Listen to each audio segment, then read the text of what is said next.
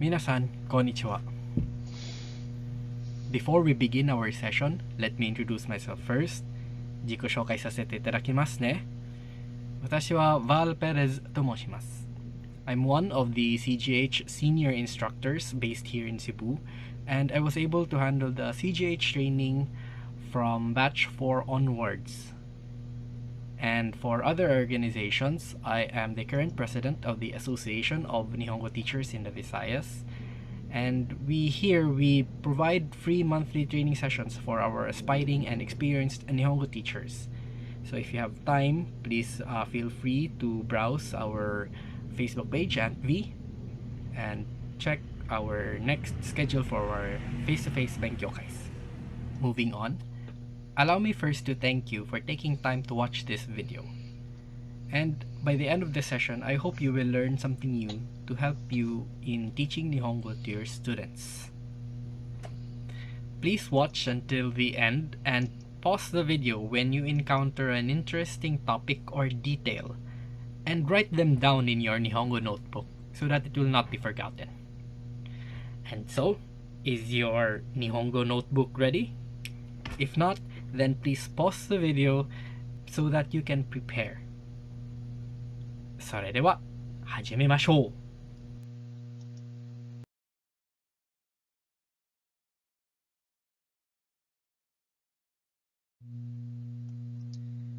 Our topic for this session is a short introduction to kanji. In this session, you will learn the following. First, what are kanji? Next, the origin of kanji. Why study kanji? The meanings and readings of each kanji characters. Take note, it's in plural form. And how to learn the meanings of each kanji. And lastly, general tips in your Nihongo or kanji study.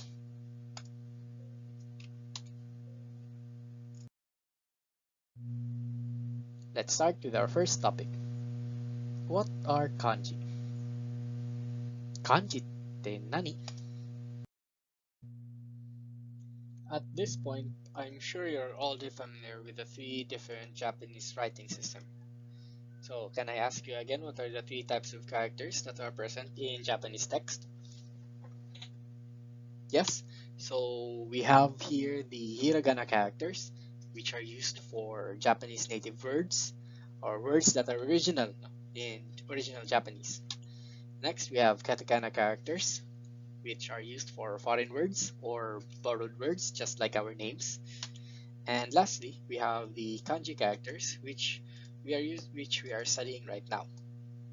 Therefore, kanji takes the third part in the different writing systems. Therefore, we as learners of Nihongo or the Japanese language, it is imperative that we study kanji as well in order for us to understand Japanese text. Now let me ask, how many characters do you think are there? How many kanji characters? 2,000? 3,000? 5,000? 10,000? There are actually 100,000 kanji characters. Oh. But for common use in daily life in Japan, there are only actually 2,136 being used in daily life in Japan. So out of that 100,000 characters, there are no. But if it is said that if you've already learned 500 kanji characters and you're going to read a newspaper, it says that you can already recognize 80% of the kanji in the newspaper. And if you've studied already 1,000 kanji characters, it is said that you can already recognize 90% of the kanji in the newspaper. Take note, it's not even 100%. So there will be characters that you won't be able to read. In my case, I already passed JLPTN2, so there are already some kanji characters that I can read. But honestly, it is still very difficult for me to understand the or read a Japanese newspaper because of the kanji characters. You might know the word, you might know the pronunciation, but if you're going to read it, you won't be able to understand the context because of the kanji characters. It's, ano siya, laban lang.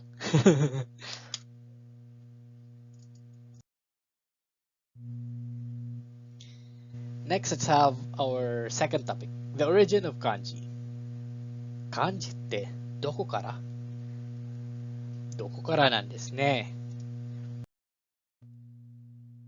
The origin of kanji is from, yes, China, no? So that's why it's called Chinese characters, because it comes from China. And it was used around 1500 BC. So just imagine, even before the time of Christ, they already have their own writing system. So, so they were already able to communicate well with each other because they have their writing system. And it came to Japan over 1500 years ago. So from China, somebody brought the way of writing to Japan. And not only Japan, actually, to other parts of the world. So we have Korea, Singapore, diba? Vietnam, Malaysia. There's a lot of countries actually up until now who are using kanji characters.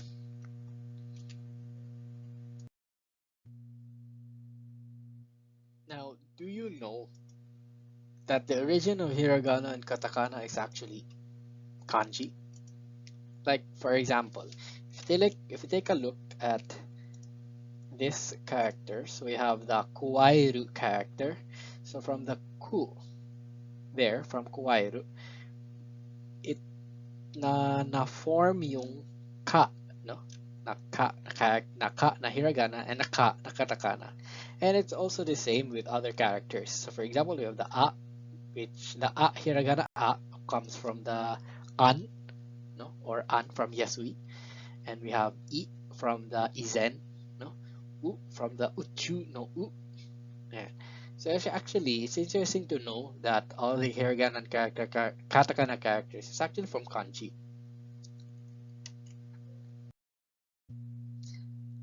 Now let's talk about why do we have to study kanji? I know it's very difficult.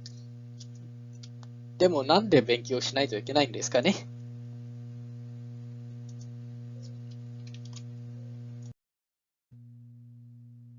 Let me give you the first reason. The primary function of kanji is to convey the meaning at a glance. For example, view, at one view of a signboard, you can already find the meaning or you can already understand the meaning. So for example, if you saw this signboard, right now there's an English text so we can understand. But for example, you might not know the first character of the word, but you know the second character, which means car or automobile. Then you might not know the third character here, but you know the fourth character, which means to enter. And then the last character, the fifth character, which means mouth or opening or entrance and exit. Then, so it has something to do with an entrance, diba? So to enter a place or an opening where you can enter, so an entrance. Then for the third character, you might recall na it has something to do with place. So you might not understand the first kanji character, but you may be able to understand that it has something to do with an entrance to a place where you can something to do with your car. So from that point on, you might be able to deduce that it has something to do with parking. Another example of a reason or another reason to study Nihongo is because of Japanese has a limited number of sounds. So the number of sounds that you can only produce in Nihongo is actually equal to the characters or combinations of the characters that you can see in this chart. So you have the the ka, the combination of the vowels and consonants, the equivalent vowels and consonants. We have here the ga, za, da, ba line. So we have the pa line, and then we can also make the ya, yu, yo sounds. Diba?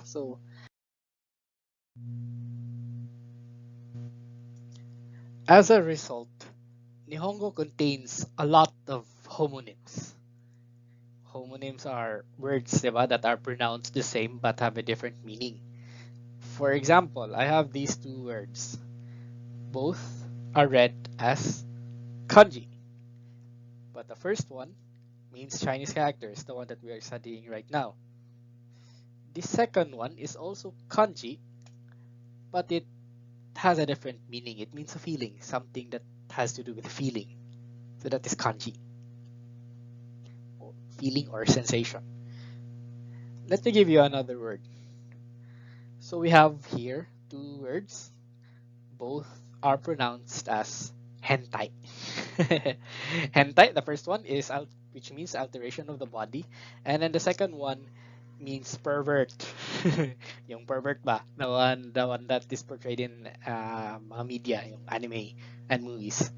So kanji here makes it clear what the intended meaning is, what you want to say. In some cases, actually, Japanese people will draw in the air the kanji to illustrate which homophone or which word they mean, and that is in real life conversation. No, so you will have to describe the what kanji character is being really meant, no, in the conversation.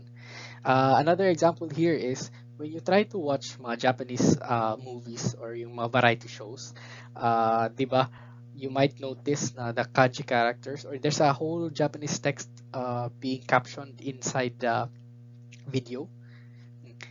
That is for the people watching the videos. They can understand what the speaker really means through the kanji characters.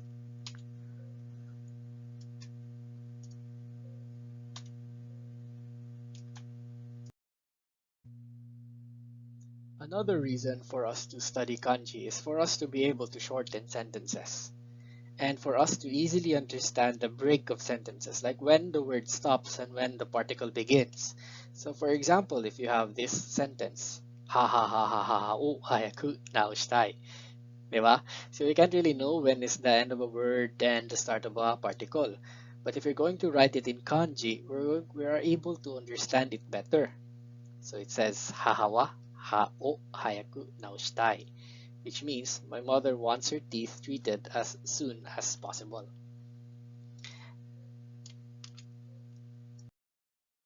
Let me show you another example. Please take a look at this video. So the message here is my mother likes flowers. And if you take a look at the sentence, so we can clearly see where the word ends and where the particle starts. So we have hahawa, hanaga, ski.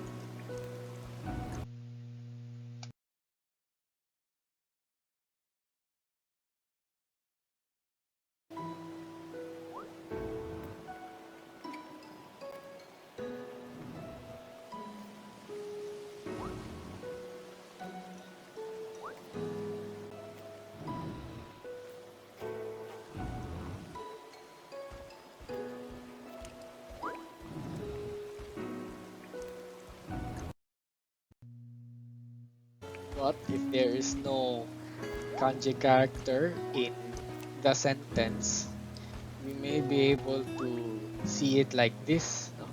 Ha ha ha ha na ga su and ki. It's very difficult to understand. Diba? Would you agree?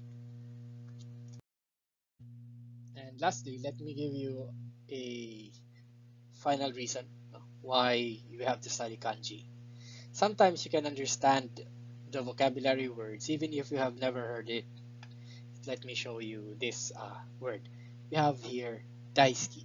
So let's say you've never heard of daisuki, but you know that dai means big or great, and you know that ski is like. So again, you don't know the word daisuki, but you know big, you know dai, and you know ski. So it has something to do with liking something great or greatly. So you really, really, really like. So you can deduce the meaning just by hearing each pronunciation. Now let's talk about meanings and readings. So take note, it's in plural form. Now let me ask you this first. Do you know that there is more than one meaning in one kanji? And that there are many readings in one kanji? So for example, I'd like to show you this character. So this character has several meanings. It can mean cheap, relax, or safety, depending on the context or how it is being used in the sentence. So if you're going to describe something related to cheap, so we're going to put in a word that will describe it being as cheap, diba? And for the readings, if you take a look at it, there you can read it as yasui, and you can even read it as an or a. How come? How come? So let's start with the right side. We have here an or a. So these are Chinese characters. So if you're going to pair this kanji character to another kanji character, we're going to make use of the onyomi reading. So the readings which are derived from the pronunciations in China. So basically Chinese readings, no? And if you're wondering why there are many readings, there are many Chinese readings. So in this case, you have an, or it can also mean a. No? So actually, it just depends on where the locality of the Chinese person who brought that kanji character. So in the Philippine context, let's say for example, me coming from Cebu, I may have a different pronunciation of a specific word than those people coming from other parts of that region, diba? So that's why there are many kanji readings. And then if you're going to read it through its kunyomi or Japanese reading, so these are the words that are specifically for Japanese words. So for example, in if you're going to use it in a Japanese context, uh, the you the Japanese people understood the kanji through its meaning. So therefore, they created their own reading of the kanji. So again, the reading of a kanji is there are two parts, no, or two types of readings. We have onyomi, the Chinese readings, the original kanji readings. This is used when the kanji character is paired with another kanji character, and then we have kunyomi. These are the original Japanese characters. The Japanese people back then created their own reading through understanding the meaning of the kanji character. So we have kunyomi. Now, どうやって読みますか? How do you read this? So let me give you one word. So here we have this character which means today. Yeah. So in this case, it only has one meaning, today. Some of you might have already encountered this character, so which is read as kyo. Kyo, diba? Kyo, the today. This is fine for general usage or general context, but in formal context or formal situations, this can also be read as konnichi. Diba? So I think this is the word yung konnichiwa. Now, how to learn the meanings of each kanji?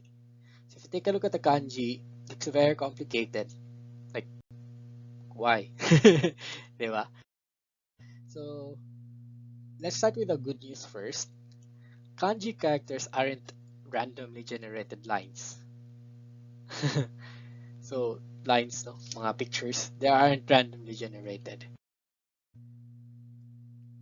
Every kanji is made up of several parts, which we are defining as radicals.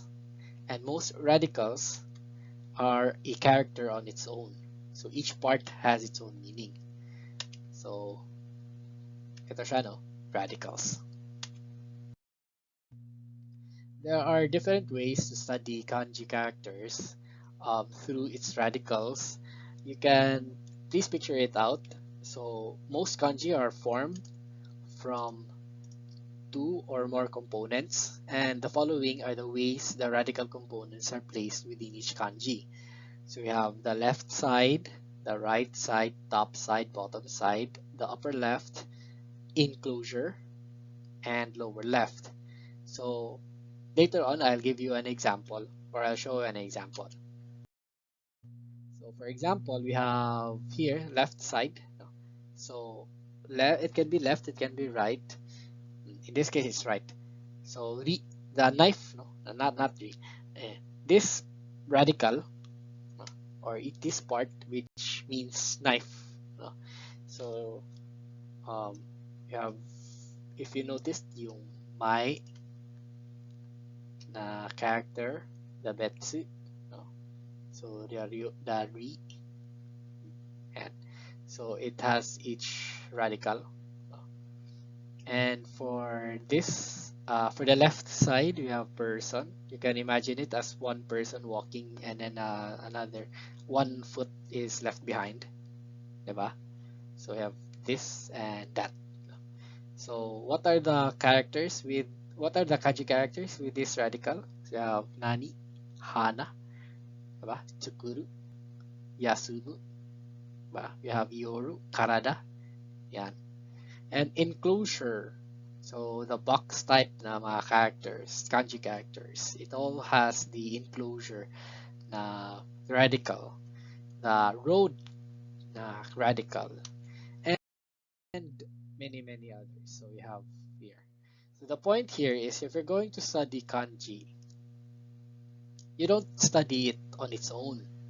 You study the sum of its parts. Diba?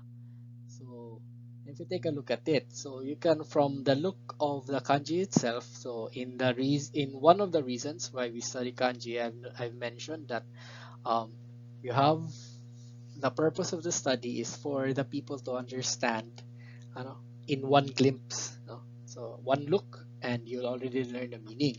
But if you don't understand the part of each part of the kanji, you might be able to, it may be difficult for you to understand. So you have here another set. So now let's talk about the last part, general tips in learning kanji.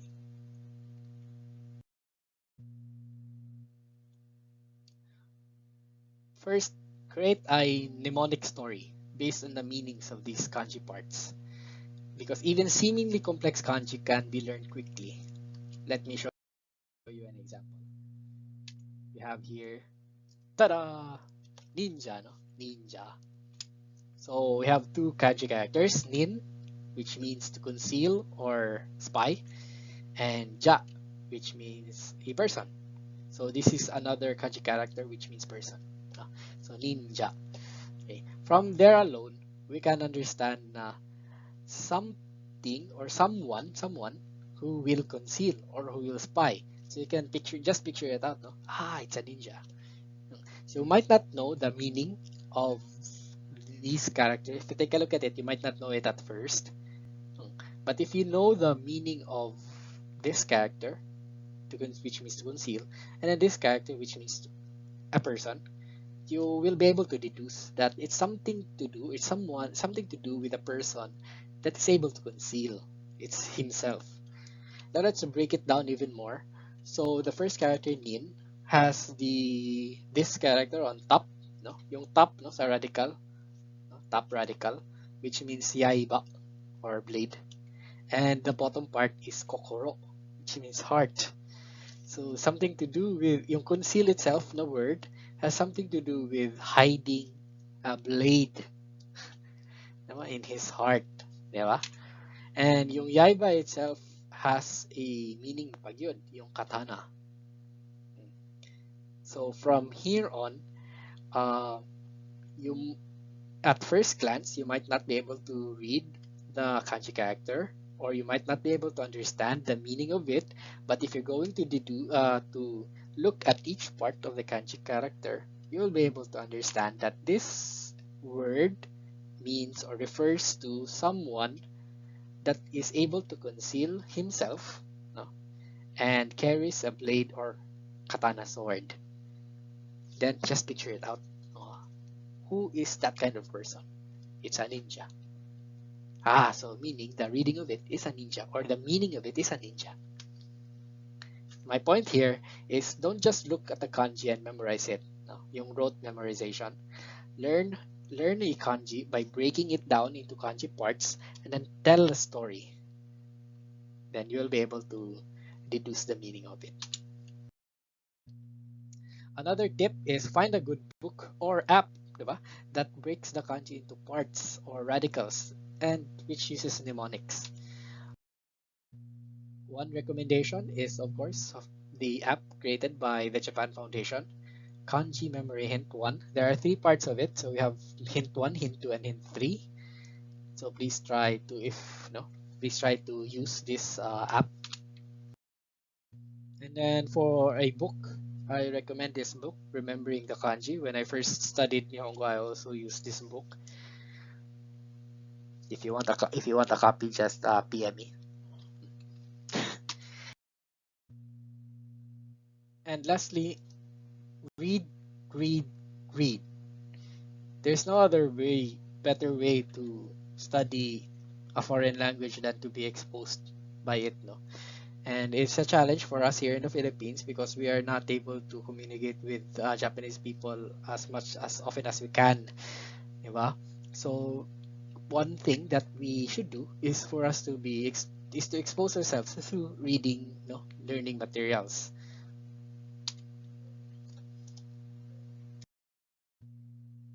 And one app that I can recommend to you is this Todai, Easy Japanese News, Yasashi Nihongo News. So these are common.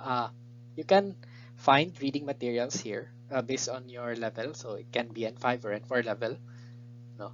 And there will be hiragana characters, no?